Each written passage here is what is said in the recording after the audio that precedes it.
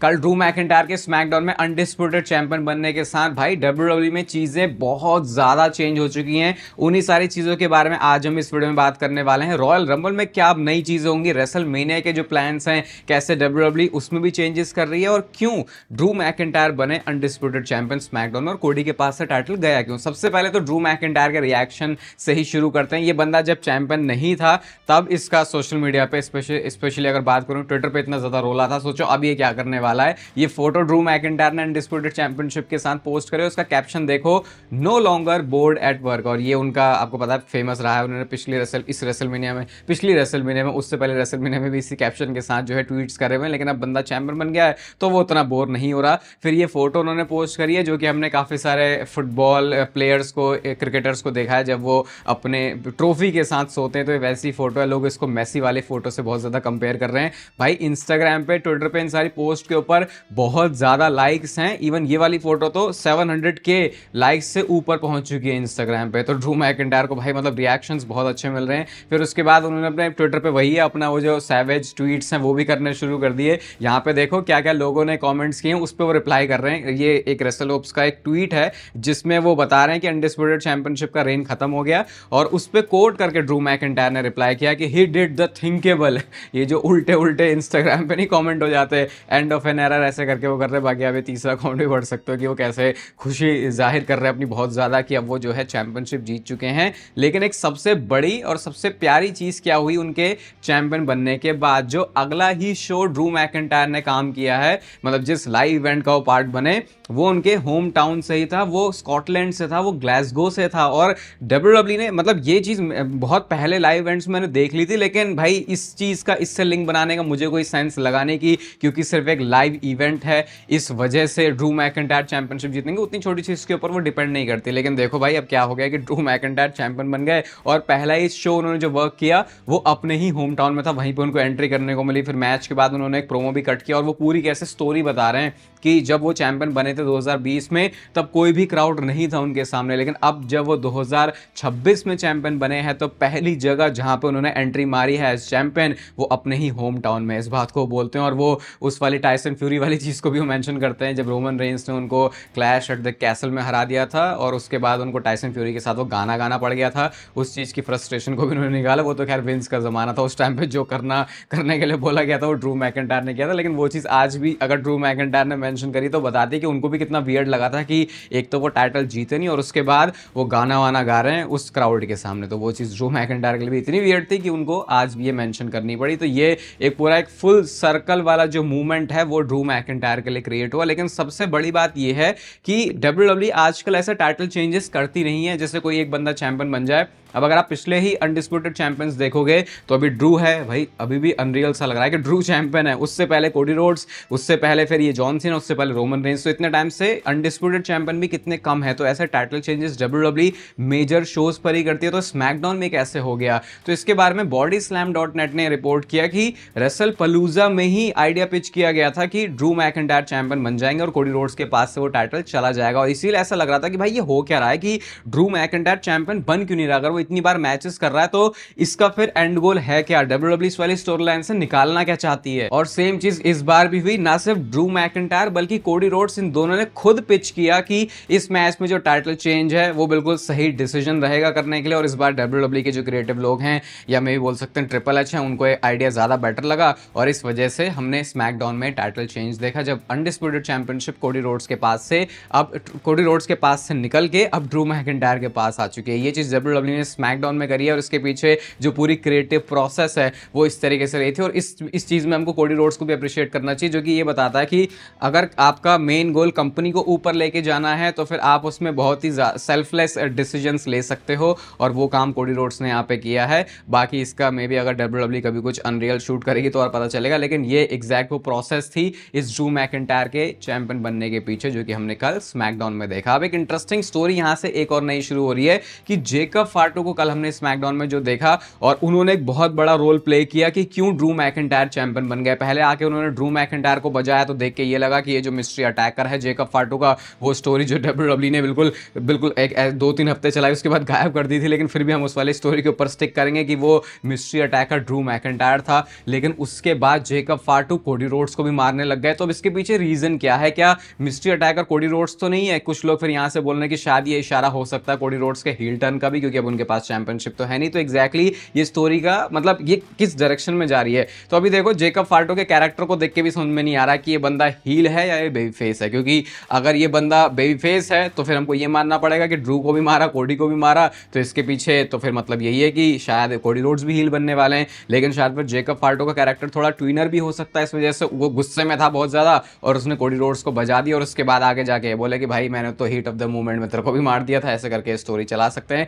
But देखो funny चीज यहाँ पे क्या हुई है, इससे पहले हमने जो स्टोरी देखी है पूरी ड्रू मैकिंटायर की, वहां पे हर बार जैसे सबसे बड़ी चीज जो सोलो सिकोवा ने करी थी ब्लड लाइन की स्टोरी में, जब ड्रू मैकिंटायर उस पूरे ब्लड लाइन के पंगे में पड़े हुए थे, सोलो सिकोवा ने उनको वो टाइटल नहीं जीतने दिया था। उसके बाद काफी सारे ऐसे प्रोग्राम हुए जहां पे हर बार ब्लड लाइन ने स्क्रू किया। लेकिन अब ड्रू मैकिंटायर जब अनडिस्प्यूटेड चैंपियन बने हैं तो उसमें भी हमने देखा कि कोई ना कोई ब्लड लाइन का मेंबर इन्वॉल्व हुआ है। ब्लड लाइन का मेंबर तो बोल ही सकते हैं वैसे, भले ही उन्होंने बिल्कुल उस तरीके से रोमन रेंस का, मतलब उस समय ब्लड लाइन पीक टाइम में वो नहीं थे, वो सोलो सिकोवा वाली ब्लड लाइन में आए थे, बट ब्लड लाइन मेंबर तो वो हैं। जैसे हमने पूरी वो जो भी इनकी ट्री है उसकी अगर हम बात करें तो अब देखो चैंपियन भी जब ड्रू मैकिंटायर बना है तो वो ब्लड लाइन के मेंबर के इन्वॉल्वमेंट की वजह से ही बना है। तो जब चैंपियन नहीं बन रहा था तब भी उसमें कोई ब्लड लाइन के मेंबर का रोल था, और अब जब ये चैंपियन बन चुका है तो भी रोल है। और सबसे फनी चीज क्या है, अगर आपने रियलाइज नहीं करी तो भाई ये तो बड़ा ही ऐसा लग रहा है कि व्हाट क्या चल रहा है डब्ल्यूडब्ल्यू में। ड्रू मैकिंटायर और सीएम पंक जो कि एक दूसरे की जान के पीछे पड़े हुए थे कि मैं तुझे नहीं चैंपियन बनने दूंगा, जब तक मेरी सांसें चल रही है मैं तुझे नहीं चैंपियन बनने दूंगा। अब हालात ये हैं कि दोनों ही बंदे इस समय कंपनी में वर्ल्ड चैंपियन है। ड्रू मैकिंटायर के पास अनडिस्प्यूटेड चैंपियनशिप आ गई है और सीएम पंक के पास तो टाइटल था ही। और ये जो ग्लासगो वाला लाइव इवेंट हुआ था ना, उसमें भी सीएम पंक जो ऑटोग्राफ साइन कर रहे थे ना, उसमें उन्होंने जो स्टोरी लगाई है वो उन्होंने ड्रू मैकिंटायर के ही थीम सॉन्ग की लगाई है, और मतलब थोड़ा शॉर्ट भी ले रहे हैं वो ड्रू मैकिंटायर के ऊपर।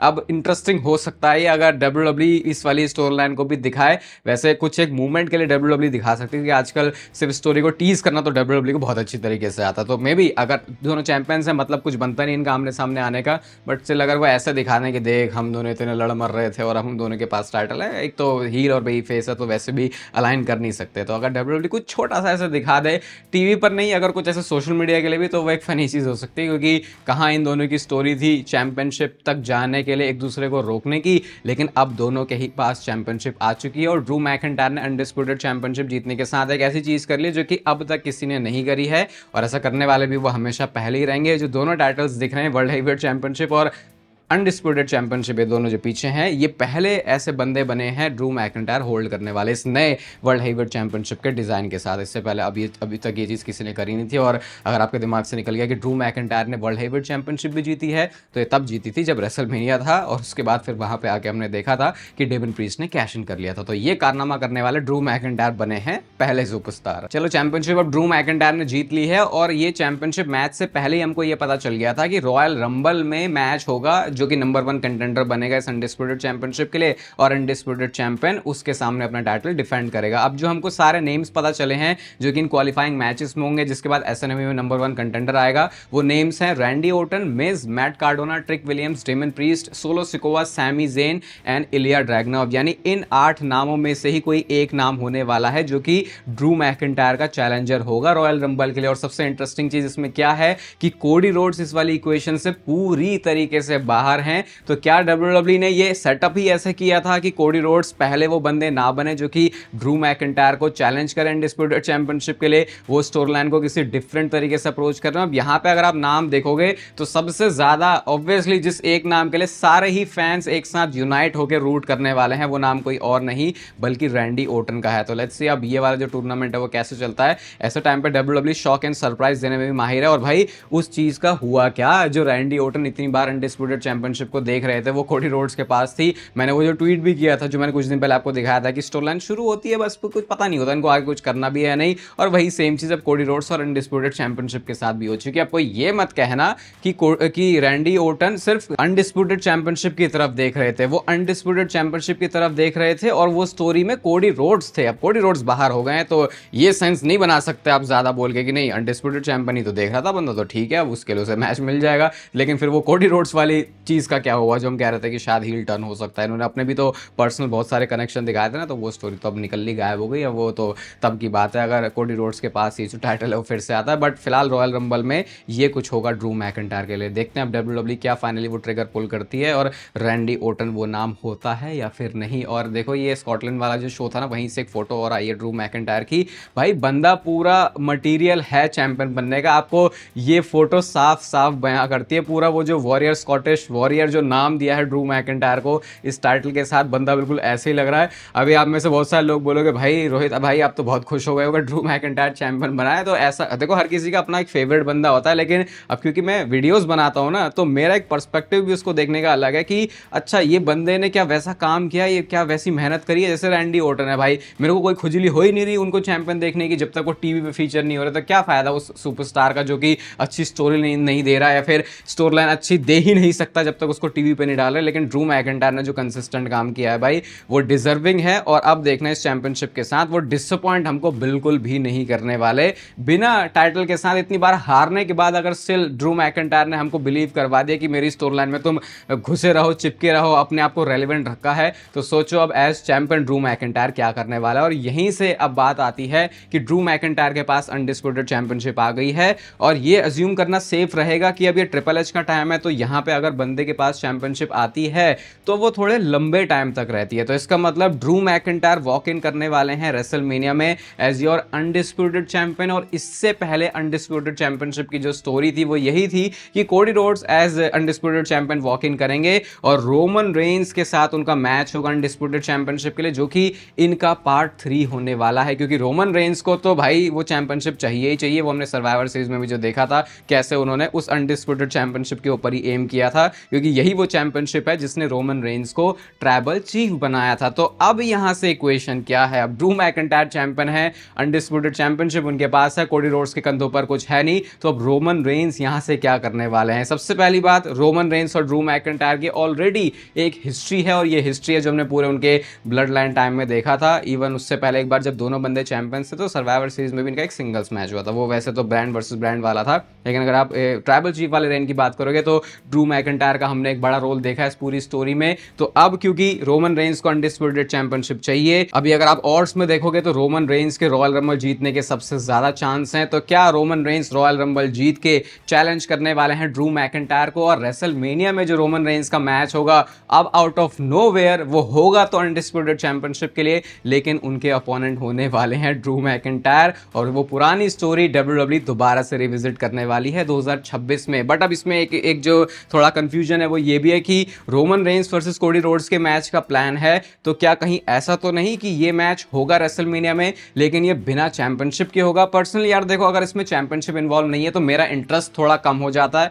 वैसे कई बार ओपिनियंस डिफरेंट होता है कि कभी लगता है कि इसमें टाइटल होना जरूरी है किसी स्टोरी में, कभी लगता है नहीं है, लेकिन मुझे लगता है यहाँ पे बहुत ज्यादा जरूरी है। और उसके पीछे रीजन ये है कि स्टोरी ही जो कोडी रोड्स की अपनी स्टोरी फिनिश करने की थी वो यही थी कि क्या वो टाइटल जीतेगा या फिर नहीं। तो अब अगर रोमन और कोडी लड़ते हैं और उसमें चैंपियनशिप इन्वॉल्व नहीं है तो शायद वो उतना ज्यादा बड़ा फील ना दे जैसा वो तब देता अगर उसमें अनडिस्प्यूटेड चैंपियनशिप इन्वॉल्व होती। तो स्टिल रोमन वर्सेस कोडी एक non title match at WrestleMania बनाने को तो स्टोरी बना सकते हैं, बट फिर रोमन रेंस वो जो चैंपियनशिप के पीछे भागने के लिए बोल रहे इतने टाइम से उस वाली स्टोरी का क्या। तो फिर अगर ऐसा नहीं है तो क्या अनडिस्प्यूटेड चैंपियनशिप के लिए जो मैच है वो होगा Roman Reigns versus Drew McIntyre के बीच में। इसीलिए स्मैकडाउन में सिर्फ एक टाइटल चेंज की वजह से डब्ल्यूडब्ल्यूई के रेसलमेनिया के प्लान्स भी काफी सारे आपको बदलते हुए दिखाई देंगे, क्योंकि ये अनडिस्प्यूटेड चैंपियनशिप के लिए जो टाइटल चेंज हुआ है वो सिर्फ ड्रू मैकिंटायर या फिर कोडी रोड्स नहीं बाकी और सुपरस्टार्स की स्टोरी को भी बहुत ज्यादा अफेक्ट करने वाला है। बाकी आप बताना Roman Reigns versus Drew McIntyre for the undisputed championship आपको कैसा लगता है मैच रेसलमेनिया के इस साल के मैच कार्ड के लिए। इस वीडियो को यहां तक देख रहे हो तो इसे लाइक कर देना, चैनल को सब्सक्राइब कर दो ऐसे और मस्त डब्ल्यूडब्ल्यूई से रिलेटेड कंटेंट के लिए। बाकी तब तक फिर लेते रहो जिंदगी के मजे।